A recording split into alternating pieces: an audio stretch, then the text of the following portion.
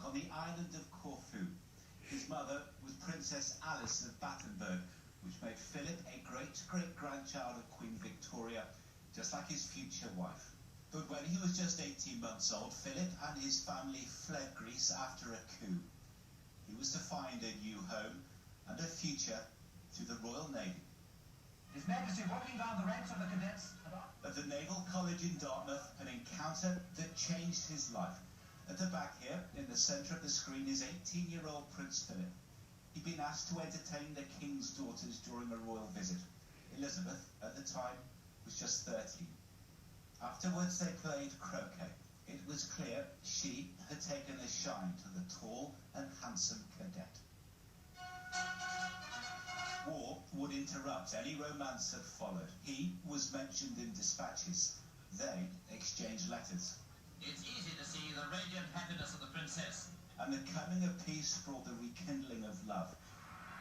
King George granted permission for the couple to marry. He renounced his Greek titles and was made Duke of Edinburgh. Now the Duke of Edinburgh takes a fatherly hand, his technique being no better and no worse than most fathers. But life was to change again. His naval career abandoned on the death of his father-in-law and the accession to the throne of his wife. I, Philip, become your liege man of life and limb. As we worship, faith and truth I will bear unto you. Live and die against all manner of folk, so Rising, he kisses the Queen's cheek. As ever with Philip, when duty called, he answered. The Duke pays her back. When he wasn't at his wife's side, he channeled his passion for sport into polo.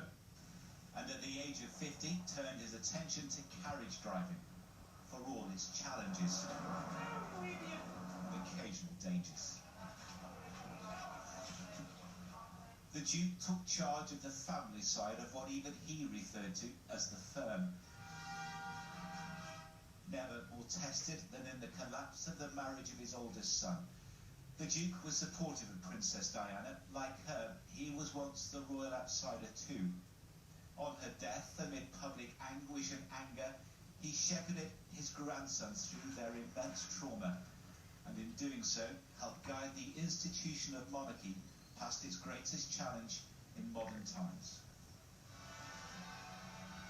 And later that year, when the Queen and Duke celebrated their golden wedding anniversary, she paid him a rare public tribute. He is someone who doesn't take easily to compliments, but he has quite simply been my strength and stay all these years. Royal milestones came and went. The Duke was slow to slow down, reluctant to retire, which he eventually did with a characteristic joke.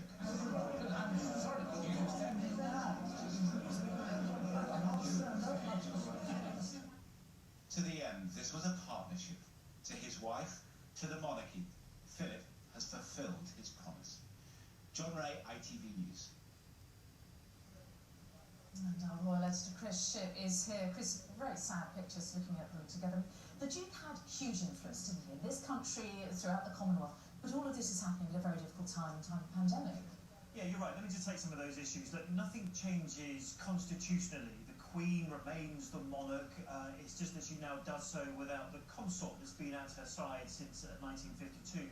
As for his dukedom, the Duke of Edinburgh, that actually officially passes to his eldest son, Prince Charles, but he won't use it. It will be sort of reassumed and then given out when Prince Charles accedes to the throne. And it is Prince Edward, Prince Philip's youngest son, who will eventually become the new Duke of Edinburgh. But of course, all this is being done at a time when the pandemic has affected every aspect of national life, and so too the funeral plans for the Duke of Edinburgh himself. There were plans that have been in place for a long time that involved, this area where we're standing now, but everything is now going to happen behind the walls of the castle. We understand that he will lie in rest. He doesn't get a state funeral. He will lie in rest until the day of the funeral, but that's the job of the Queen right now. A very difficult job is to sign off on those plans. All of that is the official side of things, but of course the heart of this is a marriage, a very old lady, now widowed, a very sad day for the family. Yeah, we've had a sort of hint of that, I think, in recent years, about how she's managed to do her job since his official retirement.